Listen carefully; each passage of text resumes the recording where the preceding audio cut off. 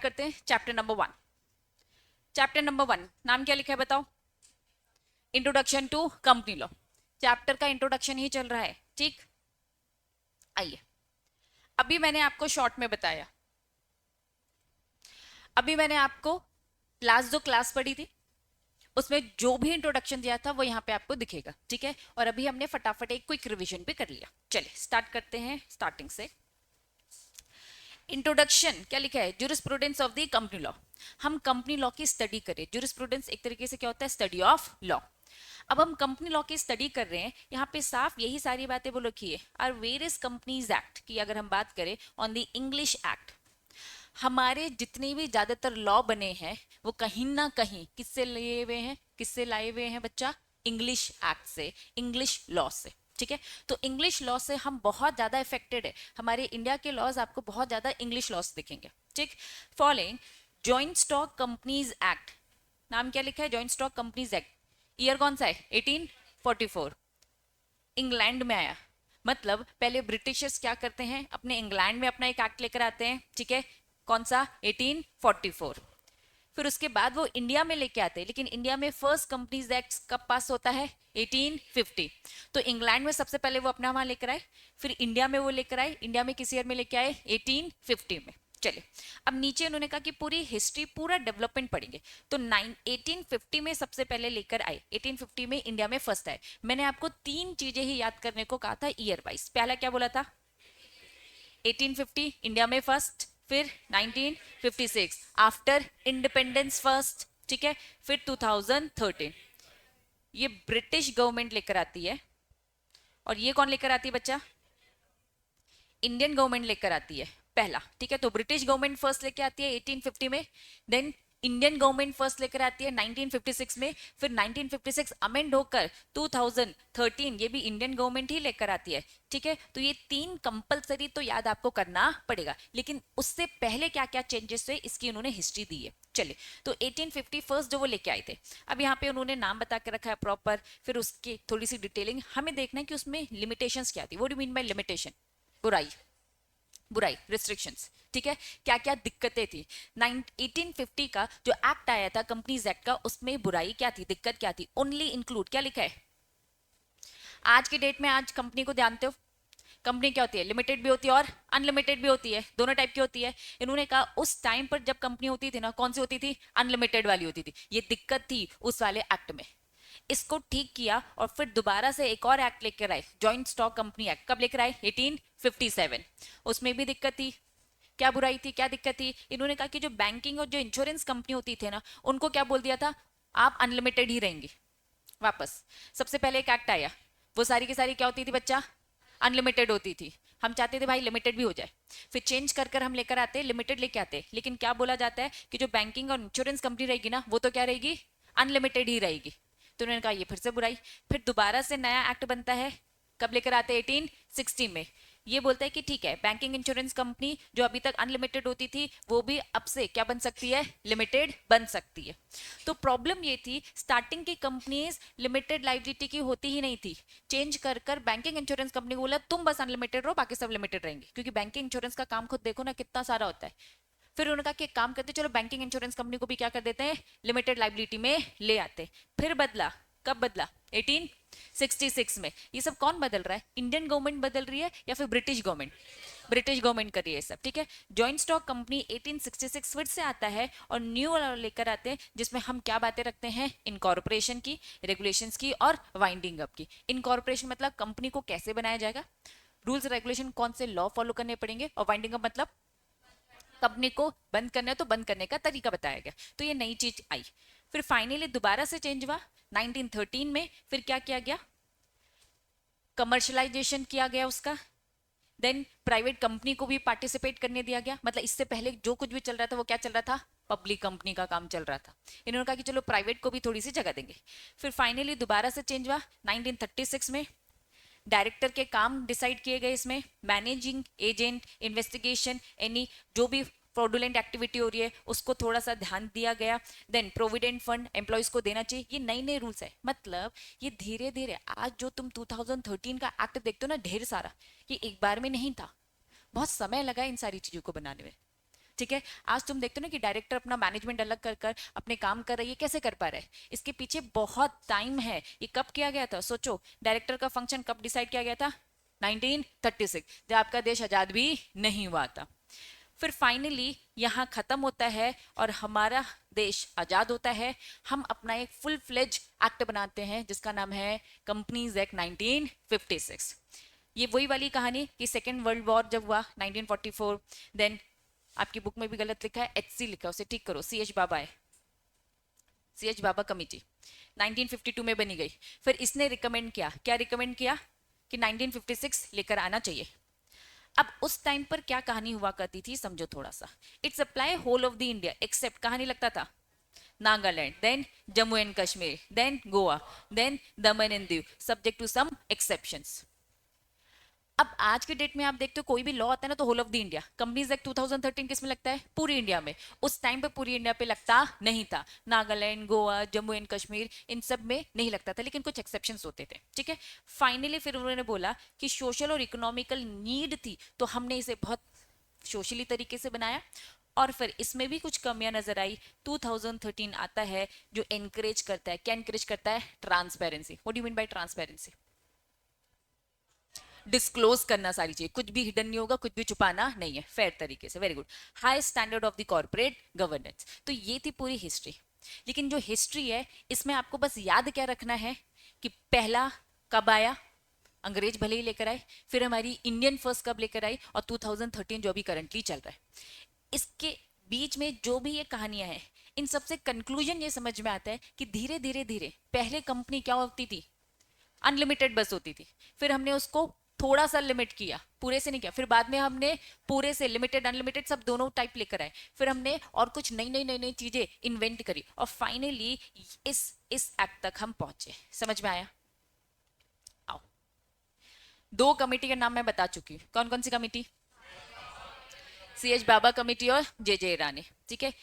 ये बाबा कमेटी कब आई थी? 1952। इसका काम क्या था बताओ जरा?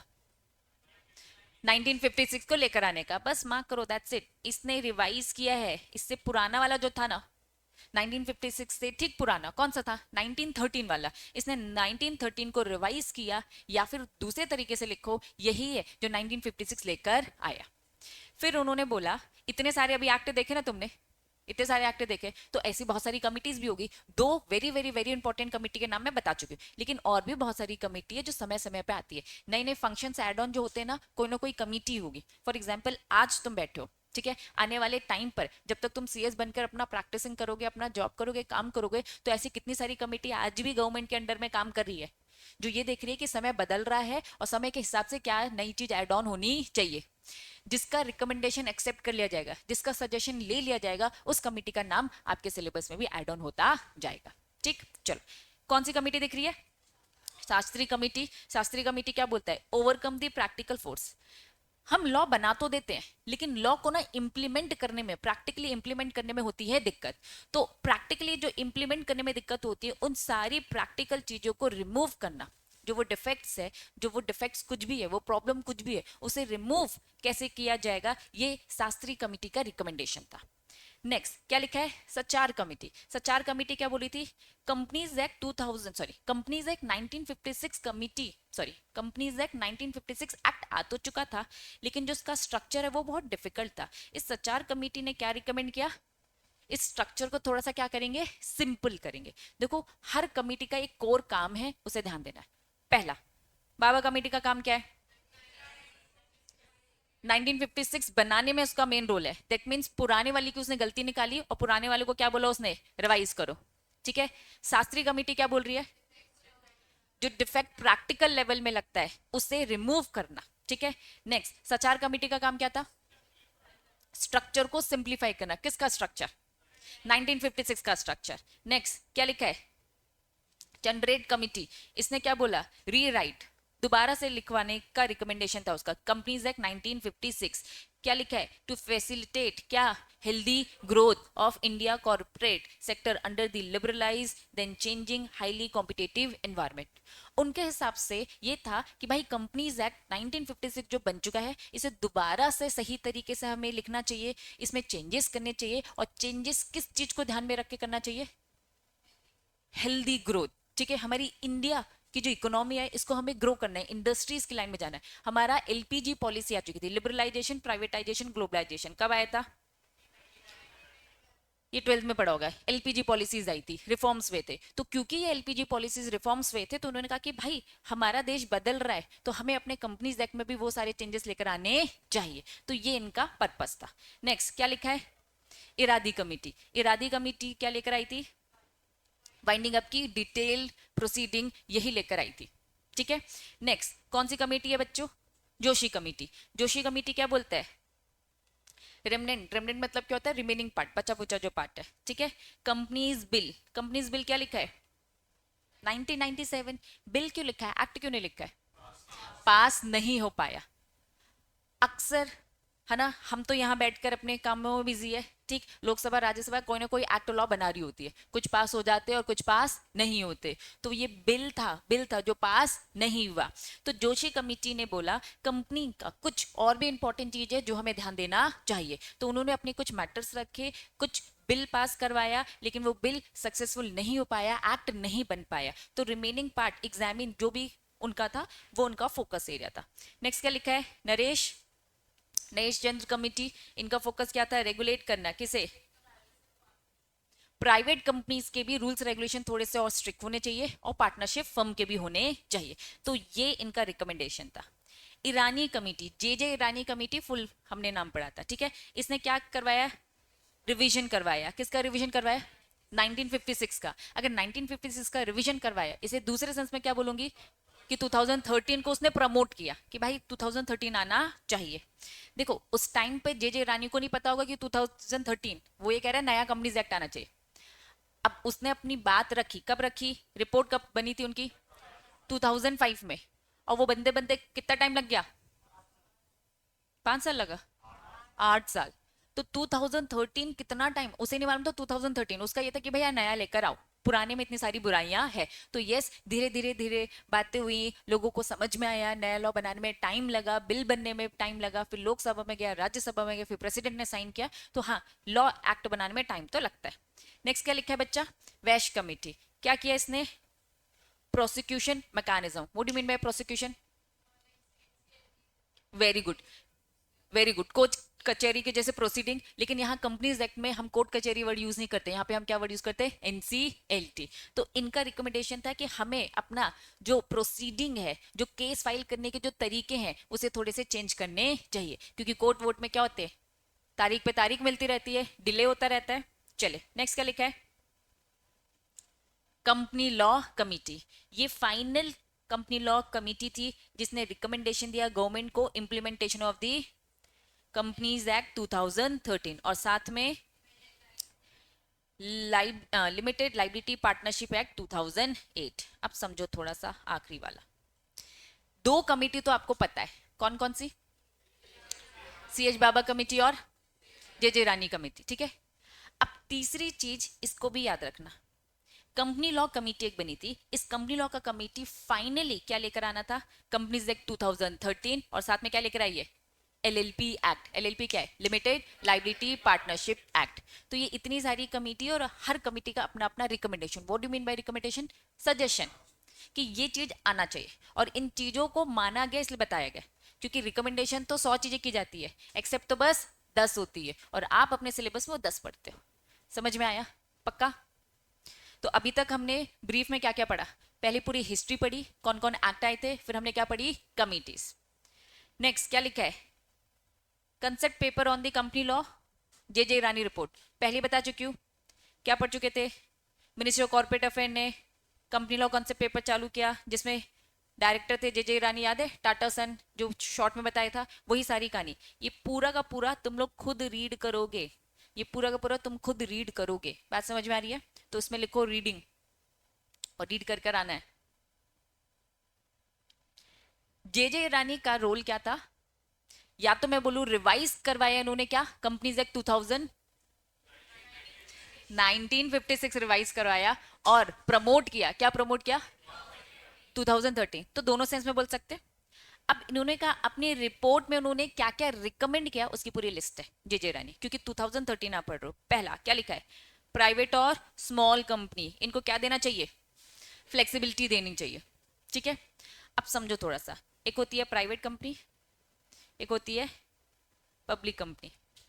ठीक, अब प्राइवेट कंपनी पब्लिक कंपनी, सबसे बड़ी कंपनी कौन है दोनों में से, एक होती है लिस्टेड कंपनी और बड़ा फॉर्म, स्मॉल कंपनी छोटा।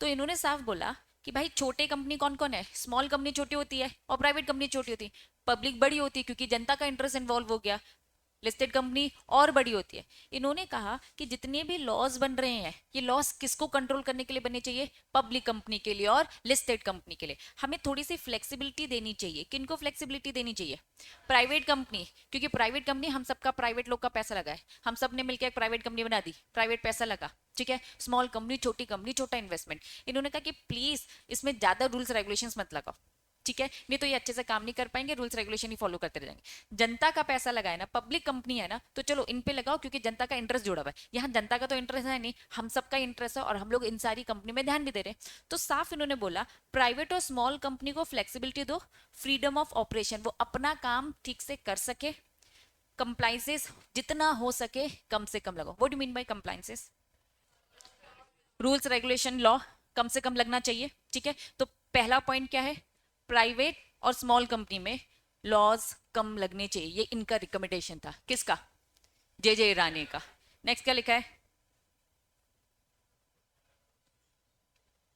ठीक ऑपोजिट, जो कंपनी क्या है, हायर पब्लिक इंटरेस्ट, मतलब पब्लिक कंपनी, उनमें लॉस क्या होने चाहिए, स्ट्रिक्ट होना चाहिए। बच्चों पहला पॉइंट और दूसरा पॉइंट ऑपोजिट बोल रहा है। ठीक है, पहला बोल रहा है स्मॉल कंपनी प्राइवेट कंपनी में कम रूल्स लगाओ और पब्लिक कंपनी में क्या लगाओ, ज्यादा से ज्यादा लगाओ, दैट्स इट। चलो, इन्होंने कहा कुछ गवर्नमेंट कंपनी भी होती है, कुछ पब्लिक फाइनेंशियल इंस्टीट्यूशंस भी होते हैं। तो government company public financial institution साफ साफ बोल दिया शुड बी क्या लिखा है, subject to similar parameters with respect to disclosure corporate governance as other company. ये गवर्नमेंट कंपनी कौन सी कंपनी होती है, सरकारी कंपनी हो गई। ठीक है, पब्लिक फाइनेंशियल इंस्टीट्यूशन क्या होते हैं, एनबीएफसी बैंक, ये सारे लोग। ठीक है, एसबीआई बैंक, पंजाब नेशनल, ये सब आ गए। तो इन्होंने कहा कि गवर्नमेंट कंपनी होगी, जितनी भी पब्लिक फाइनेंशियल इंस्टीट्यूशन होंगे जो पैसा दे रहे, इनको सेम सिमिलर पैरामीटर्स, दूसरी कंपनीज में जितने लॉ लगा रहे हो ना, प्लीज इनमें भी उतने ही लॉ लगाइए। हम चाहते हैं गवर्नमेंट कंपनी में भी उतने ही लॉ लगे जो बाकी सारी कंपनीज में भी लगे। ये इनका क्या था, रिकमेंडेशन था। ठीक है, कितना मानेंगे और कितना नहीं मांगेंगे ये तो हम कंपनीज एक्ट 2013 पढ़ के समझ जाएंगे। ठीक है, कंपनीज एक्ट ने साफ साफ गवर्नमेंट कंपनीज को बहुत सारी छूट दे रखी है। ठीक है, वो तो दे रखी है, लेकिन उनका रिकमेंडेशन था कि भैया सबको बराबर रखो, इनमें भी लॉस लगाओ, इनमें भी लॉस लगाओ। नेक्स्ट क्या लिखा है, रूल्स रेगुलेशन जो भी है वो क्या करो, सिंपल करो, ताकि चीजें थोड़ी सी हो जाए। एट्यून मतलब क्या होता है, अवेयर करना। क्या, Indian company law with the global reform. थोड़ा मुझे समझाओ ये बोलना क्या चाह रहे हैं, गुड, ग्लोबली हमारा इंडियन कंपनी लॉ ग्लोबली क्या होना चाहिए, एक्सेप्टेबल होना चाहिए। अक्सर क्या होता था बाहर, जीएसटी के बारे में जानते हो, फुल फॉर्म बता दो जरा जीएसटी का, समझो अब थोड़ा सा जीएसटी। बाहर का कोई भी बंदा इंडिया में इन्वेस्ट करने आता था, बहुत उसको परेशानी होती थी, दुनिया भर के टैक्स लगते हैं हमारी इंडिया में, दुनिया भर के टैक्स। ठीक है, वो अपने लॉयर को बाहर से लेकर आता है, वो लॉयर बोलता है ठीक है ये टैक्सेस मुझे दिख रहे मैं तो उस पर लगा दूंगा, लेकिन जब वो एक्चुअल लेवल में ग्राउंड लेवल में काम करने आता है तो और हिडन टैक्स दिखते थे। तो फॉरेनर क्या सोचेगा, यहाँ पैसे लगाने का सोचेगा क्या, नहीं। तो हमारे जो टैक्स होते थे हमारे डोमेस्टिक लेवल हमारे कस्टमाइज होते थे। हमें हमारे लॉज इस तरीके से बनाना है कि बाहर वाले को भी समझ में आए, और बाहर वाले को अगर समझ में आएगा तो वो इंडिया में क्या करेगा, इन्वेस्ट करना पसंद करेगा। तो जीएसटी का कंसेप्ट आया ही इसीलिए कि भाई फॉरेन करेंसी बाहर के लोग भी आए और फॉरेन करेंसी देकर जाए यहाँ पर। तो हमें हमारे सारे लॉस, ये तो अभी एक जीएसटी की बात हो रही है, जितने भी लॉज हमारे इंडिया के इस तरीके के होने चाहिए जो बाहर के लोग भी इसे आसानी से एक्सेप्ट कर सके, समझ सके और यहाँ इन्वेस्टमेंट करने का सोचे, और हम भी जब बाहर जाए तो हमें भी ईज हो, क्योंकि लॉज नोन क्या है। अदरवाइज पता चला किसी कंट्री में जा रहे हो एकदम अजीब सा लॉ है, तो क्या वहां पे जाकर आप बिजनेस करना पसंद करोगे, क्या आप खुद जाना पसंद नहीं करोगे। तो ऐसे अगर हमारे देश के लॉ भी ऐसे होंगे तो दिक्कत होगी। तो साफ इन्होंने ये बोला कि बाहर की फॉरेन कंपनीज भी आती है हमारी इंडिया में, तो हमारा बाहर की फॉरेन कंपनी अगर इंडिया में आके बिजनेस करेगी तो वो इंडियन लॉ फॉलो करेगी ना। तो साफ बोला इंडियन कंपनी लॉ क्या होना चाहिए, with the globally reforms taking place in the a रहना, मतलब जगह मिलनी चाहिए प्रॉपर, सबको समझ में आना चाहिए। समझ में आया? चलिए, अवेयर, नॉलेज। अब हेडिंग बताओ क्या लिखा है। अभी तक तो बैकग्राउंड चल रहा था, हिस्ट्री पढ़ी, कमिटीज पढ़ी, जे ईरानी के बारे में शॉर्ट में ब्रीफ पढ़ा। अब यहाँ पे हम पढ़ रहे हैं कंपनीज एक्ट 2013। ये वही वाली घिसी पिटी बात है कि हमारे प्रेसिडेंट ने किस दिन साइन किया, 29 अगस्त 2013। नोटिफाई किया ऑफिशियल गैजेट ऑफ इंडिया में कब, 30 अगस्त। सितंबर में सब पे एप्लीकेबल हो गया। कुछ इंपॉर्टेंट बात समझेंगे। बैरेक्ट समझते बच्चों, क्या होता है बताओ। बैरेक्ट क्या होता है? Exact, exact text, exact text, exact word in the legislature pass away. Lok Sabha ने जो लॉ बनाया, राज्यसभा में जो पास हुआ, प्रेसिडेंट ने जो साइन किया, उसकी एज इट इज जो लैंग्वेज होती है, दैट वाज बेयर एक्ट। बात समझ में आ रही है? एग्जैक्ट वो लैंग्वेज। अब आप अपनी स्टडी मटेरियल यूज करो जो आपके इंस्टीट्यूट ने बनाया, ठीक है। वो जब सेक्शन में बातें बोलती है, जैसे मैंने बोला ना legal definition, legal definition exact, तो वो क्या है? बेयर एक्ट की लैंग्वेज है। जब आप उसे अपना वर्जन देते हो तो वो बेयर एक्ट नहीं होता है, बेयर टेक्स्ट नहीं होता है। अब आपकी जो मॉड्यूल जो आप पढ़ रहे हो, बीच बीच में बेयर एक्ट की लैंग्वेज होगी, लेकिन फिर वो उस लैंग्वेज को समझाने के लिए खुद से आपको इजी करके जब वो देता है, तो वो बेयर एक्ट की लैंग्वेज नहीं है। बात समझ में आ रही है? तो जहां कहीं भी हम बोलते हैं ना कि बच्चों आपको बैरेक्ट की लैंग्वेज पढ़ते बननी चाहिए, आप बैरेक्ट का इंटरप्रिटेशन निकाल सको, इस तरीके का आपको सीएस बनना है। दैट मीन्स वो क्या बोलना चाह रहे, जो एग्जैक्ट टेक्स्ट यूज होता है ना, उसे पढ़ो और वो आपको समझ में आना चाहिए खुद से, ताकि लोगों के लिए आप सिंप्लीफाई कर कर दे दो। आपका काम एक्चुअल में सीएस का यही होता है। डायरेक्टर बैरेक्ट की लैंग्वेज नहीं पढ़ सकता।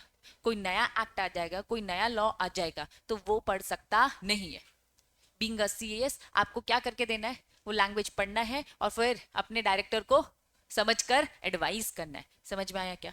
तो ये कंपनीज एक्ट आप क्या पढ़ रहे हो? बैरेक्ट ही पढ़ रहे हो, ठीक है। तो समझ रहे हो, अभी धीरे धीरे आप एक्सपर्ट बन जाओगे। अगर आपने एक एक्ट को पढ़ना लिखना समझ लिया, दैट मीन्स अब आप एलिजिबल हो, कोई भी एक्ट आप पढ़ सकते हो। अभी आपका एक जिगल सब्जेक्ट चल रहा है, जिगल में सबसे पहला चैप्टर मैम ने कौन सा स्टार्ट किया? लिमिटेशन, ठीक है। तो लिमिटेशन अपने आप में एक एक्ट है, ऐसे बहुत सारे एक्ट पढ़ोगे।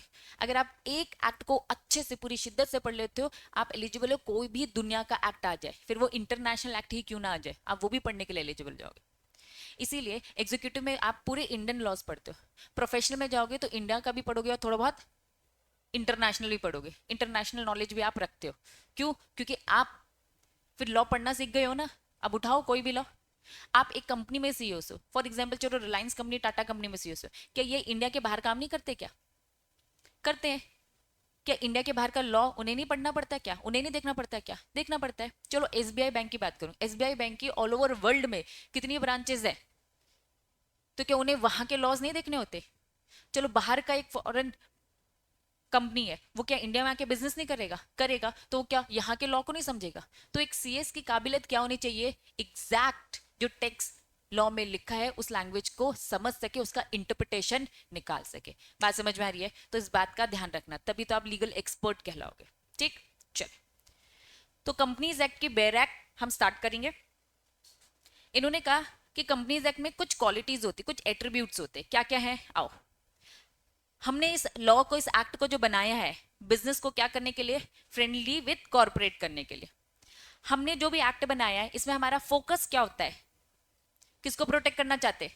Minority share holder. भाई तुम्हारे पास 10 रुपए का शेयर है, ठीक। अब भाई कंपनी में मेजोरिटी शेयर लेके कोई बैठा है, तो हम नहीं चाहते भाई छोटा शेयर होल्डर जो है उसके साथ कुछ गलत हो जाए। तो कंपनीज एक्ट में हमने जो लॉज बनाए हैं, लॉ में ये सारी बातों का ध्यान रखा है। और क्या कर रखा है हमने? अपना जो लॉ है वो क्या कर रखा है? स्ट्रिक्ट कर रखा है। ऑडिट अकाउंटेबिलिटी रखी है। एनहेंस बढ़ाना चाहते हैं क्या? Accountability of the management. पूरा का पूरा पैसा का कंट्रोल किसके पास है? बोर्ड ऑफ डायरेक्टर के पास है, तो हम चाहते वो अकाउंटेबल रहे। देन एनहेंस, क्या enhance? Disclosures, corporate social responsibility, insolvency regulation, good corporate governance. ये कुछ नहीं, बस उन्होंने बोला हमारे कंपनीज एक्ट में आपको ये सारी क्वालिटीज मिलेंगी। तो ये सब अभी क्या चल रही है? जनरल जनरल बातें। Done, skip. हेडिंग पढ़ो, मुझे बताओ क्या समझ में आ रही है। ये पूरा अभी तक जो भी पढ़ा उसका पूरा समरी फॉर्म है। रिफॉर्म मतलब क्या होता है? चेंजेस। रिफॉर्म मतलब क्या होता है? चेंजेस। कंपनीज एक्ट में अक्सर रिफॉर्म आते रहते, चेंजेस आते रहते, क्यों? बिजनेस करने का जो तरीका है वो क्या होना चाहिए? इजी और इजी और इजी। आज का टाइम कितना इजी हो चुका है, खुद देखो, यूपीआई लेकर आ जाते हो, तुरंत पेमेंट कर देते हो, इजी है। ठीक है, गाड़ी लेके यहाँ पहुंच जाते हो, इजी है। लाइफ में चीजें हमेशा किस तरफ जा रही है? इजी। हर चीज। तो हम कंपनीज एक्ट भी बना रहे हैं, क्यों बना रहे? ताकि क्या हो सके? बिजनेस करने के जो भी तरीके वो क्या हो जाएगा? ईज हो सके। तो यहाँ उन्होंने पूरा फिर से बोला है, क्योंकि बदल रहा है इकोनॉमिक बिजनेस एनवायरमेंट, चाहे वो डोमेस्टिकली बदल रहा हो चाहे वो ग्लोबली, तो बहुत जरूरी है हमारे कंपनीज एक्ट का क्या, जो भी अभी ऊपर पॉइंट्स पढ़े ना, copy paste. Friendly business, then E, good, CSR, CSR का फुल फॉर्म बताओ? Corporate social responsibility. जो ये सारे पॉइंट्स पढ़े ना, इनको इन्होंने बस पैराग्राफ फॉर्म में लिख दिया है, ये देखो ना। ठीक है, यहां तक था पूरा पूरा इंट्रोडक्शन। हेडिंग क्या लिखा है? बहुत बहुत बहुत इंपॉर्टेंट, जितना वेरी लगाना है लगा दो। ठीक है, अभी इसको फॉर द टाइमिंग मैं स्किप कराऊंगी। मैं चाहती हूँ थोड़ी बेसिक्स चीजें आपको पता चले। सीधा पेज नंबर आएंगे।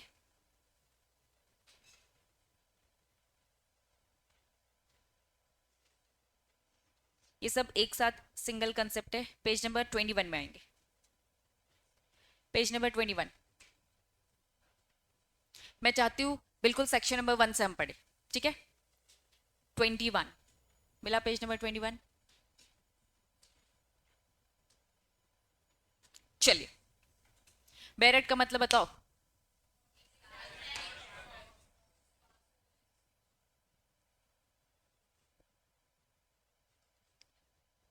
तो बैरेट मतलब क्या होता है? Exact, exact text. ठीक है, अब ये बैरेट की ही लैंग्वेज है। Applicability of the companies act and the key concept. ठीक, आपके कंपनीज एक्ट में टोटल सेक्शन कितने? 470। क्या ऐसे सवाल आ रहे होंगे मन में, क्या पूरे 470 सेक्शंस पढ़ने हैं यहाँ? मेजोरिटी पढ़ोगे, पूरा कंप्लीट नहीं, क्योंकि फाइनल के लिए भी रखा है ना इन लोगों ने। कुछ उन्होंने कहा डिटेल चीजें वहां भी तो पढ़ाएंगे। ठीक है, लेकिन हाँ मेजोरिटी चीजें आप यहीं पढ़ लोगे, वहां आप डिटेलिंग के साथ पढ़ते हो। ठीक है, एक होता है कंपनीज एक्ट, एक होता है कंपनीज एक्ट, और एक होता है कंपनी के रूल्स। ये दो चीजें पैरेलली चलेंगी, कंपनीज एक्ट और कंपनीज रूल्स। थोड़ा सा समझना। कंपनीज एक्ट बोलता है क्या करना है, और कंपनीज रूल बोलता है कैसे करना है। कंपनीज एक्ट बोलता है कोई भी एक कंपनी बनेगी, कोई भी एक कंपनी बनेगी, तो कंपनी बनाने के लिए आपका इनकॉर्पोरेशन जरूरी है। रूल्स आपको बताएगा ये इनकॉर्पोरेशन करना कैसे, पूरा प्रोसेस बताएगा। फॉर एग्जाम्पल ये कहेगा, कंपनीज एक्ट बोलता है प्राइवेट कंपनी के लिए कितने मेंबर्स होने चाहिए, कितने सब्सक्राइबर होने चाहिए? 2 होना चाहिए। ठीक है, रूल्स आपको बताएंगे जब वो 2 मेंबर आएंगे ना, तो उनका ना आधार कार्ड ले लेना, उनका पैन कार्ड ले लेना, उनका ना बिजली का बिल एड्रेस प्रूफ के लिए ले लेना। क्या बात समझ में आ रही है? ये कहाँ लिखा रहता है? रूल्स में लिखा रहता है। एक्ट तो बोलता है 2 लोग होना चाहिए, और रूल्स बोलता है वो जो 2 लोग रहेंगे उनके डॉक्यूमेंट्स क्या क्या लगेंगे। क्या ये बात समझ में आ रही है? फॉर एग्जाम्पल, आप सीएस में क्या करवा रहे हो? एग्जीक्यूटिव में रजिस्ट्रेशन करवा रहे हो, तो रजिस्ट्रेशन करवाना है, लेकिन रजिस्ट्रेशन करवाने की डिटेल प्रोसेस होती है, आपके फॉर्म्स में डॉक्यूमेंट्स क्या क्या लगेंगे। ठीक है, तो ये दो चीज है, तो यहाँ पर यही बाइफर्केशन है। अभी जब आप ये कंपनीज एक्ट सब्जेक्ट जब मैं पढ़ाऊंगी, तो आप ये दोनों चीजें पैरेलली पढ़ोगे। कहीं कहीं लिखा होगा ये कंपनीज एक्ट बोल रहा है, और कहीं कहीं लिखा होगा ये कंपनी के रूल्स बोल रहे हैं। ठीक है, कंपनीज एक्ट का ईयर फिक्स है, ये 2013 बोलेगा, लेकिन रूल्स के ईयर चेंज होते जाएंगे। कभी 2014 आएगा, 15 आएगा, 16, 17, 18, ऐसे अलग अलग रूल्स आते जाएंगे। इसमें लिखा होगा एज पर रूल्स, है ना, ऑफ दिस, फिर लिखा होगा इस ईयर का, तो ये बदलता जाएगा। इसके नंबर अभी याद करने की जरूरत नहीं है, अभी आपको कंसेप्ट पता होना चाहिए। एक्ट बोलता है क्या करना है, और रूल्स बोलता है कैसे करना है। ठीक है, एक्ट बोलता है, फॉर एग्जाम्पल मैंने अभी आपको बोला कि ट्रेनिंग करनी है आपको, रूल्स में बताया जाएगा कि ट्रेनिंग करने का तरीका क्या होगा। ठीक है, तो चलो आओ स्टार्ट करें अभी एक्ट। हाँ बेटा, सभी में जाते, वो अलग होते हैं, बताऊंगी वो भी। ठीक है, चलो जैसे जैसे वो वर्ड आएगा वो मैं समझाती जाऊंगी। सबसे पहले कंपनीज एक्ट, कंपनीज एक्ट का सेक्शन नंबर 1।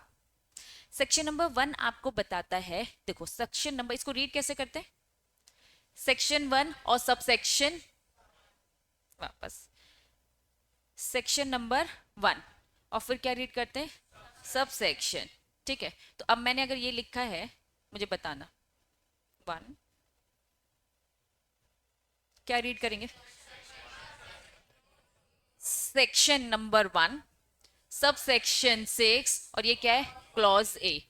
हो सकता है इसमें भी मैंने कुछ और कर दिया, तो sub clause.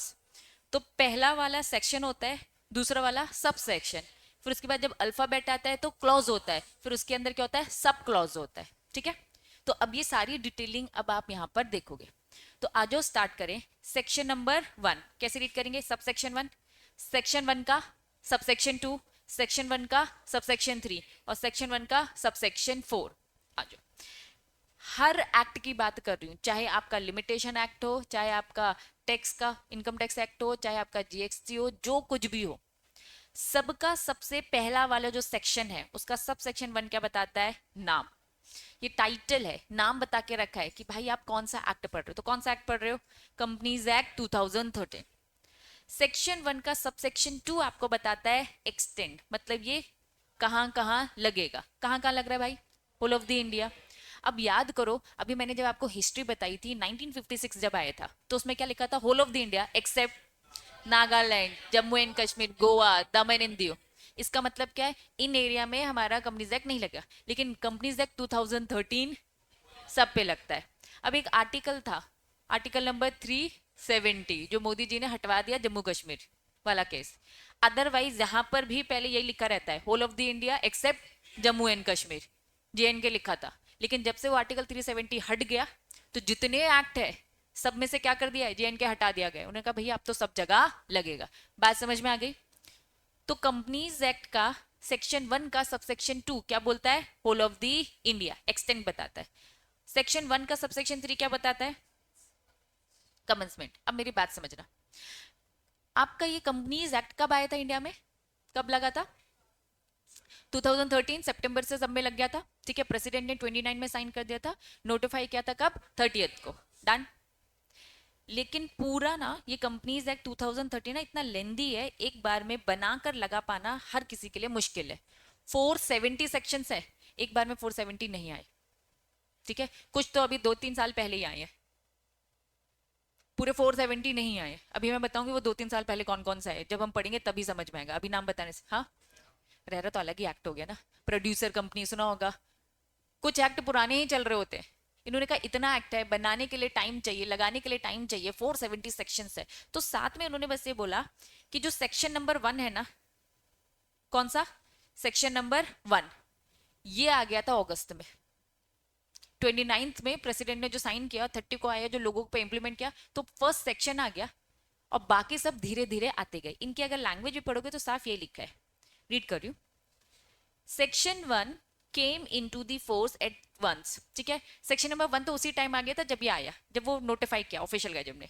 The remaining provision on the different date through the notification, remaining provision धीरे धीरे धीरे आए थे। मैं आपको बताऊंगी कौन कौन से सेक्शंस है जो धीरे धीरे बाद में आए थे, लेकिन अभी ये मान के चलो जिस दिन प्रेसिडेंट ने साइन किया, नोटिफिकेशन आ गया था ना, उस दिन कौन से वाली की बात आ रही थी, सेक्शन 1, बाकी सब धीरे धीरे बाद में आते गए। ठीक है, एप्लीकेशन, सेक्शन 1 का क्या लिखा है, सब सेक्शन 4, सेक्शन 1 का क्या लिखा है, सब सेक्शन 4। अब 2 मिनट के लिए अपनी बुक में आएंगे, ये क्या लिखा है, according to section number 1 companies act, तो ये आपको क्या बता रहा है, ये इसने क्या बताया, टाइटल। सेक्शन 1 का सब सेक्शन 1 क्या बताता है, टाइटल। फिर ये इन्होंने क्या बताया है, सेक्शन 1 का सब सेक्शन 2, यहीं पे ऐसे मार्क करते चलो, आपकी बुक ने कंजूसी करी बताने में। ठीक है, सेक्शन 1 का सब सेक्शन 1 क्या है, कंपनीज एक्ट 2013। सबसेक्शन 2 क्या बोलता है, extend whole of the India. Section 1 का सबसेक्शन 3 क्या बता रहा था, कमेंसमेंट। लिख लो, यहां पर लिख लो, सेक्शन 1 का सबसेक्शन 3 क्या बताता है, कमेंसमेंट, कि कब आया, कब आया, आया तो वही 30th को ही था, लेकिन सेक्शन 1 आया था, बाकी सब तो कब आए, धीरे धीरे नोटिफिकेशन की तरफ आते जाएंगे आते जाएंगे। उन्होंने कहा भाई अब हम इतनी डिटेलिंग यहां नहीं बता सकते, जब आएगा तब तब आता रहेगा। ठीक है, अब बाकी का जो रिमेनिंग है, ये जो पूरा पोर्शन जो मैं आपको ये पढ़ाने वाली हूँ, ये सेक्शन 1 का सबसेक्शन 4 है, जो आप ये ABCDFGH पढ़ने वाले हो। तो चलो मुझे बताओ, क्या इसे ऐसे बोल सकते हैं, सेक्शन 1 सबसेक्शन 4 का क्या बोलेंगे, क्लॉज बोल सकते हैं ए, इसको ऐसे लिख सकती हूँ, सेक्शन 1 सबसेक्शन 4 और clause A. Same section 1 subsection 4 clause B, ऐसे CDEF, तो रीड इस तरीके से किया जाता है, ठीक है। चलो अब हेडिंग क्या थी इसकी, सबसेक्शन 4 की, एप्लीकेबिलिटी। पहले की हेडिंग क्या है, टाइटल, दूसरे की क्या है, extend, third commencement, fourth applications. ये किस किस पे लगेगा, ठीक, आ जाओ। इन्होंने बोला किस पे लगेगा, वो सारी कंपनीज जो अंडर दिस एक्ट, दिस से मतलब क्या है, कंपनीज एक्ट 2013, और क्या लिखा है, एनी प्रीवियस कंपनी लॉ। अब मुझे बताओ, वो हिस्ट्री में पढ़ी थी इतने सारे एक्ट, तुम्हें क्या लगता है टाटा कंपनी आज बनी है, ब्रिटिशर्स के जमाने की बनी है? तो उन्होंने कहा भाई जो भी पुराने टाइम पे जो लॉ लगा था उस हिसाब से जो कंपनी थी, हम उन सारी कंपनीज की बात करें, ठीक है। नेक्स्ट कौन सी कंपनी लिखा है, insurance company, then banking company, then generation और सप्लाई ऑफ इलेक्ट्रिसिटी, इलेक्ट्रिसिटी की बात कर सकते हैं। फिर क्या लिखा है, स्पेशल एक्ट वाली कंपनी। फिर क्या लिखा है, any such body corporate as the centre government. बच्चों ये रिपीट है, अगर तुम्हें याद हो CSET में ये सब हम पढ़कर आए हैं, ठीक है, लेकिन स्टिल एक बार हम इसे गो थ्रू करेंगे। हम ये पढ़ रहे हैं, आपका कंपनीज एक्ट 2013 किस पे लगेगा, आपका कंपनीज एक्ट 2013 उन सारी कंपनीज में लगेगा जो आज कंपनीज एक्ट के हिसाब से बन रही है। आईटेक्स को हमने आज बनाया तो हम पे लगेगा, टाटा बहुत पुरानी बन चुकी है तो टाटा पे भी लगेगा, कोई भी इंश्योरेंस कंपनी है उस पे लगेगा, कोई भी बैंकिंग कंपनी है, बैंकिंग कंपनी भी कंपनीज एक्ट को फॉलो करेगी। मतलब आप किसी बैंक में जाके एज अ CS ज्वाइन करोगे तो आप बैंक को बोलोगे भैया कंपनीज एक्ट के रूल्स फॉलो करो जो ये बोल रही है, ठीक है। कोई भी इलेक्ट्रिसिटी जनरेट करने वाली जो कंपनीज है उन्हें भी कंपनीज एक्ट फॉलो करना है। कोई भी स्पेशल एक्ट, स्पेशल एक्ट मतलब आपका ICICI कंपनी भी आपकी स्पेशल एक्ट वाली है, जिसका एक एक्ट भी है, very good very good. ICICI और ICAI और ICMAI, कुल मिलाकर जो ये 3 इंस्टीट्यूट सुनते हो ना, ये सारे के सारे इंस्टीट्यूट स्पेशल एक्ट से बनी है। What do you mean by special act, जिसका अलग से एक एक्ट पास किया है। पहले लोकसभा में आपका जो कंपनी सेक्रेटरी एक्ट है, SCCA का, SCCMA का एक एक्ट पहले कानून बना, अब कानून बना कर उन्होंने एक स्पेशल बॉडी बनाई। बात समझ में आ रही है। लाइफ इंश्योरेंस कंपनी, इसके बारे में भी सुना होगा, इसका भी क्या है, स्पेशल एक्ट बना है। तो वो कंपनी जिसका स्पेशल, आईटेक्स का कोई एक्ट बनाए क्या, तो हम तो नॉर्मल कंपनी है। टाटा कंपनी, रिलायंस कंपनी कोई एक्ट बनाए क्या, तो ये नॉर्मल कंपनी है। लेकिन उन कंपनीज की बात करें जिसके लिए पहले सरकार ने क्या किया है, एक्ट पास किया है, फिर उन्होंने क्या बनाया है, कंपनी बनाई है। जैसे आपकी सेबी, सेबी के बारे में जानते हो, क्या है सेबी, इसका अलग से पहले एक एक्ट है, और एक्ट बनाकर फिर उन्होंने इस कंपनी को बनाया। बात समझ में आई। तो ये सब क्या होती है, स्पेशल एक्ट से बनी हुई कंपनी। RBI स्पेशल एक्ट, सच बताओ ये सब कंपनी है, कंपनी कंपनी सब कंपनी है, ठीक है। लेकिन ये कंपनी बाद में बनी, पहले इनका क्या बना, एक्ट बना, लॉ बना। तो इसीलिए ऐसी जितनी कंपनी बनी है जिसमें पहले एक्ट बना है उन्हें हम क्या बोलते हैं, स्पेशल एक्ट वाली कंपनीज। तो जितनी भी स्पेशल एक्ट वाली कंपनी है उनको भी क्या करना है, उनको भी क्या करना है, कंपनीज एक्ट फॉलो करना है। लेकिन क्या बस कंपनीज एक्ट फॉलो करेगी, नहीं। अभी आपने देखा ना CS का भी एक्ट है, तो ICSI आपका जो इंस्टीट्यूट है वो क्या करेगा, अपना भी एक्ट फॉलो करेगा और कंपनीज एक्ट भी फॉलो करेगा। और जितने भी यानी सच बॉडी कॉर्पोरेट जो सेंट्रल गवर्नमेंट नोटिफाई कर दे, CG जिसको बोल देगी भाई तुमको ये लॉ फॉलो करना पड़ेगा, तो उन्हें करना पड़ेगा। बात समझ में आ गई। लेकिन इसकी लैंग्वेज पूरे से पढ़ेंगे जब, तो थोड़ा कंसेप्ट को समझिए। पहला वाला तो समझ में आ गया, इसमें तो कोई दिक्कत नहीं। सेकंड वाला, insurance company except, insurance company क्या फॉलो करेगी, कंपनीज एक्ट 2013 एक्सेप्ट। इन्होंने कहा इंश्योरेंस कंपनी का ना अपना एक खुद एक्ट भी होता है, उस एक्ट का नाम क्या लिखा है, इंश्योरेंस एक्ट।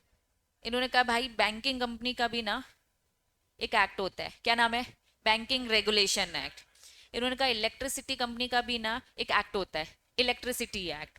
इन्होंने कहा भाई स्पेशल एक्ट के तो नाम अब हम बता नहीं सकते क्योंकि कितने सारे हैं, RBI एक्ट अलग है, सेबी एक्ट अलग है, सबका, ठीक है। इन्होंने बोला एक इंश्योरेंस कंपनी वैसे तो फॉलो करेगी क्या, कंपनीज एक्ट, एक्सेप्ट नहीं करेगी वो कंपनीज एक्ट। कब? दिस सेट प्रोविजन क्या लिखा है, वेरी वेरी वेरी इंपॉर्टेंट, ये इनकंसिस्टेंट लीगल टर्म है जिसका मतलब आपको पता होना चाहिए। इनकंसिस्टेंट मतलब क्या है? जो कंसिस्टेंट नहीं है। अब दीदी कंसिस्टेंट मतलब क्या है? जो ऑपोजिट बातें करे, डिस्प्यूट अराइज हो रहा है। कंपनीज एक्ट बोलता है 2 लोगों को रखना, इनका इंश्योरेंस एक्ट वो बोलता है 4 लोगों को रखना। दोनों में डिस्प्यूट हो गया, किसकी माने, 2 की माने कि 4 की माने? इन्होंने कहा कि भाई इनका जो खुद का एक्ट बना होगा ना उनकी मानना। अगर दोनों में डिस्प्यूट नहीं हो रहा है तो ट्राई करो दोनों को फॉलो करो। डिस्प्यूट हो रहा है तो इनका जो स्पेसिफिक एक्ट होगा वो फॉलो करने का। बात समझ में आ रही है? तो आप बीइंग अ सीएस समझ लो कोई इंश्योरेंस कंपनी में हो, ठीक है, तो उसमें कंपनीज एक्ट तो फॉलो करवाओगे और साथ में क्या फॉलो कराओगे, इंश्योरेंस एक्ट भी। लेकिन अगर कुछ बातें ऐसी होगी जो कॉन्ट्राडिक्ट कर रही होगी, जो डिस्प्यूट अराइज कर रही होगी, तो माने किसकी, तो किसकी माननी पड़ेगी आपको, इंश्योरेंस एक्ट की। बात समझ में आ गई? सेम उन्होंने बोला बैंकिंग कंपनी में भी फिर क्या मानना, उनका खुद का एक्ट। इलेक्ट्रिसिटी में भी क्या मानना, उनका खुद का। स्पेशल एक्ट में क्या मानना, जो उनका खुद का बोलेगा। तो कुल मिलाकर जनरल लॉ सब कंपनी को क्या फॉलो करना है, कंपनीज एक्ट। लेकिन जैसे ही क्या आएगा, इनकंसिस्टेंसी आएगी या फिर सिंपल भाषा में बोलूं डिस्प्यूट अराइज होगा, तो उनका जो एक्ट बोलेगा चुपचाप मान लेना, डिस्प्यूट मत करना। समझ में आ गया? पक्का? लास्ट लाइन क्या बोलते हैं, अनइनकॉर्पोरेटेड कंपनी। कंपनी एक्ट कौन फॉलो करेगा, जो कंपनी एज अ इनकॉर्पोरेट है। इनकॉर्पोरेट मतलब जिसने अपने आप को एज अ कंपनी रजिस्ट्रेशन करवा के रखा है। तो साफ बोलते हैं भाई जिसने अपने आप को रजिस्टर्ड ही नहीं करवाया कंपनीज एक्ट फॉलो करेगा क्या, नहीं करेगा। पार्टनरशिप एक्ट क्या कंपनी एक्ट फॉलो करेगा, भाई वो अपना करेगा। Hindu undivided family, sole proprietorship, सब अपना अपना अपना करेंगे। इन्होंने कहा भाई कंपनीज एक्ट ना अनइनकॉर्पोरेट चीजों पे नहीं लगता। अगर लगवाना है कुछ भी तो पहले क्या हो जाओ, एज अ कंपनी इनकॉर्पोरेट करो। यहां तक क्लैरिटी है? पक्का? तो आज बस इतना ही करेंगे, फटाफट एक क्विक रिवीजन, ठीक है। क्या क्या पढ़ा अपन ने? सबसे पहले क्या पढ़ा, हिस्ट्री। और ये हिस्ट्री भी बता दूं सीएससीटी में पढ़कर आयो, अच्छे से पढ़ी थी, ठीक है। और यही 3 चीजें मैंने याद करने को बोला था। फिर हमने क्या पढ़ी, कमिटीज। और ये कमिटीज क्या है, सबका अपना अपना रिकमेंडेशन है, और इसमें से 2 कमिटी ऑलरेडी आप पढ़ चुके, बस एग्जीक्यूटिव में आपने थोड़ी सी ज्यादा कमिटीज के नाम पढ़े। इसके बाद हमने क्या पढ़ा, जे रानी का रिकमेंडेशन पढ़ा, ठीक। फिर हमने देखा कंपनीज एक्ट जो बनाया गया है किस नींव किस बेसिस में बनाया, क्या उसके कैरेक्टरिस्टिक्स है, थोड़े बहुत हमने देखे। और फाइनली आज हमने क्या पढ़ा, सेक्शन नंबर 1। सेक्शन नंबर 1 के कितने सब सेक्शंस थे, पहला, दूसरा, तीसरा, चौथा। सबसे इंपॉर्टेंट तो बच्चा एप्लीकेशन ही है, ठीक है। इसीलिए आपकी बुक ने एप्लीकेशन को ही इंपॉर्टेंस दी है। इसमें साफ बोला है सबको फॉलो करना है कंपनीज एक्ट, लेकिन अगर जहां कहीं भी क्या होगा, डिस्प्यूट अराइज होगा, तो उनका खुद का एक्ट जो बोलेगा वो प्रिवेल करेगा। अब ये बात याद रखना, एग्जाम में आ जाती है केस स्टडीज, हम भूल जाते हैं इतनी बेस बात को, और उसमें लिखा रहता है कि यार इंश्योरेंस एक्ट ये बोल रहा है और कंपनीज एक्ट ये बोल रहा है, और दोनों अलग अलग बातें कह रहे हैं। बीइंग अ सीएस आप एडवाइस करो कि क्या होना चाहिए, ऐसे क्वेश्चन आएंगे। हम्म, हाँ, इंश्योरेंस ही फॉलो करना है। जिसके बारे में कंपनीज एक्ट कुछ बोल ही नहीं रहे तो फिर इंश्योरेंस करेंगे, ठीक है। चलो, तो यहां तक आज हमने पढ़ा है सेक्शन नंबर 1 याद रखने का। अब सेक्शंस चालू हो गए हैं, डिटेल में एक एक सेक्शन पढ़ते जाएंगे, ठीक है। सेक्शन नंबर 1 तो याद रहेगा ही ना, इंपॉर्टेंट है, कर लो, ठीक है। तो आज की सभा समाप्त।